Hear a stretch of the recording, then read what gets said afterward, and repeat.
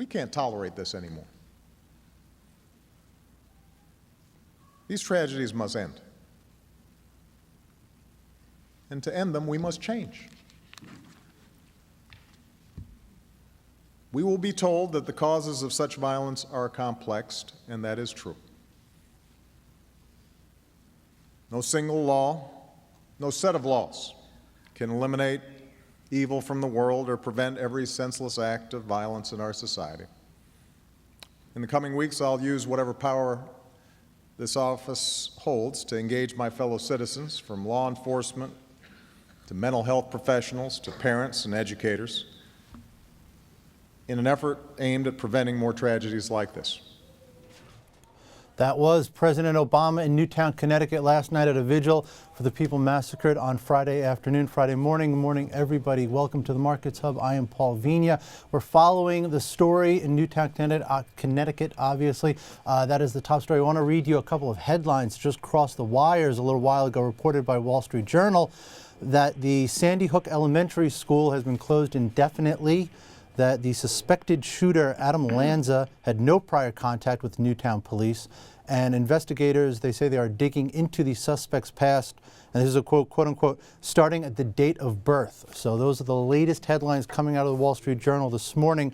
You heard President Obama a few minutes ago, some strong language there, talking about the response to the massacre on Friday. This is obviously the worst thing is how the families are being affected. That is the worst thing. But at this point, gun control is becoming an issue again, and it really must end. We have with us today Connecticut Senator Joseph Lieberman, who is going to talk about this issue of gun control. Senator Lieberman, I appreciate your taking the time to come with us. I understand that this issue hits home with you, especially. It's your home state. I myself went to Fairfield University, so it's a close story for me too. Sure.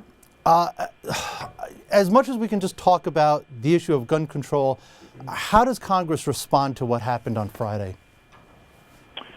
Well, I hope Congress responds exactly the way the president did last night. I thought he was superb because he not only brought comfort to Newtown, Connecticut last night, he brought resolve. As he said, these tragedies must end. We can't tolerate it anymore. And that's exactly the same attitude I hope we'll have in Congress. The unfortunate fact is, if you look back at a series of similar acts of mass violence, going back to Columbine, and through all the horrible series right up until this event Friday with 20 children being killed, unfortunately, not much has really happened to try to act in Congress to do something to make such a horrific event less likely.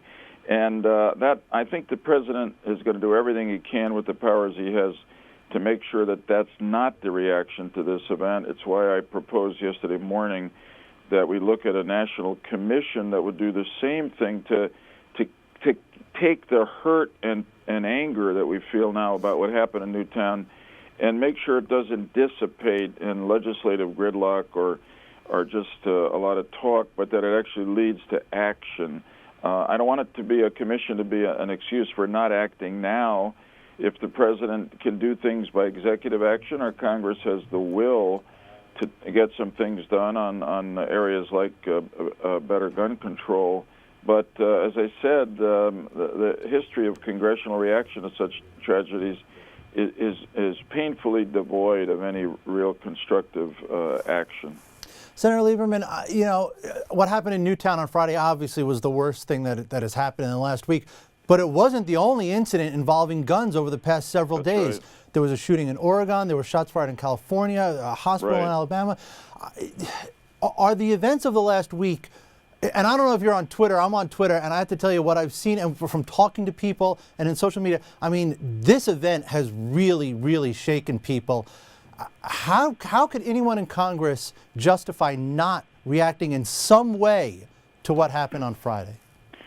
Well, that's exactly the right question, and it particularly is the right, I mean, it is the right question, particularly for people who have consistently fought changing our gun laws. Nobody wants to take guns away from people.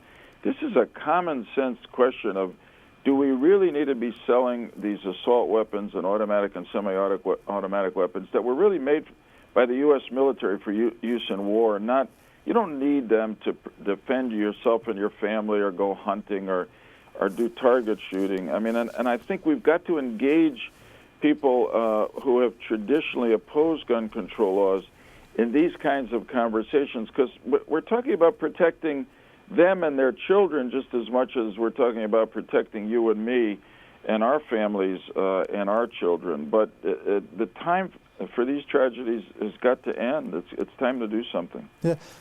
We had a ban on assault weapons, expired in 2004. Senator Dianne Feinstein has said on the first day of the new Congress she will introduce a bill to ban them again. Would you support that?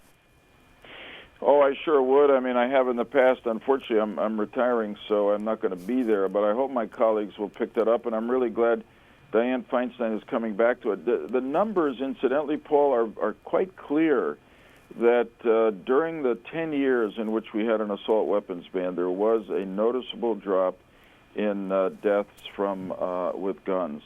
And to me, this is just such common sense. But we got to confront people with it.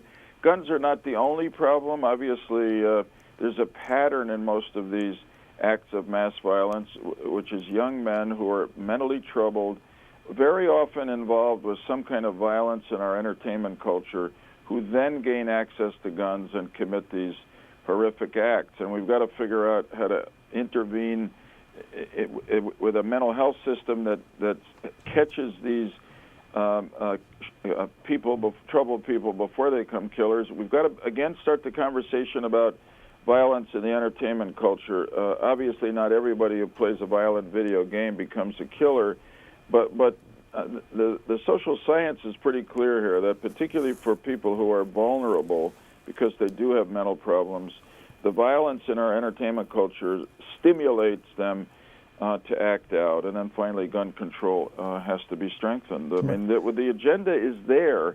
We just have to talk about it, and not just talk, but to form a consensus to get something done. Because as the president said last night, what Newtown said to us on Friday is that this great country of ours is failing in what you'd think would be one of its most fundamental natural responsibilities, which is to protect the safety of our children. Yeah. Senator Lieberman, over the last year, gun rights lobbyist groups have given about $3 million to Congress. Gun control groups gave $4,000. Is money doing the talking down in Washington, D.C.? Well, unfortunately, money does talk. I mean, and particularly now, where based on the Supreme Court decision, there's no limit on money. But I'll tell you, it's beyond money. It's really that in a lot of parts of this country, people in elective office feel that a big percentage of their constituency doesn't want them to support gun control. In other words, it's the political power of the gun rights movement, not so much the money, in my opinion. And that's what we've got to confront directly. That this is about the children of gun owners as much as it's about everybody else's children. And I think we got to engage them, confront them, and then hopefully reach some agreement that there's some things we can do here that really it should be no-brainers without taking guns away from anybody who really has a right to have them because they don't have a criminal record or mental health problems or a history of violence. All right, Senator Joseph Lieberman of Connecticut, appreciate the time, sir. Thanks, Paul. Take care. And obviously, we will be continuing coverage of this. Stay logged on to WSJ.com. Stay at WSJ Live. We will be continuing our coverage of this for quite a while.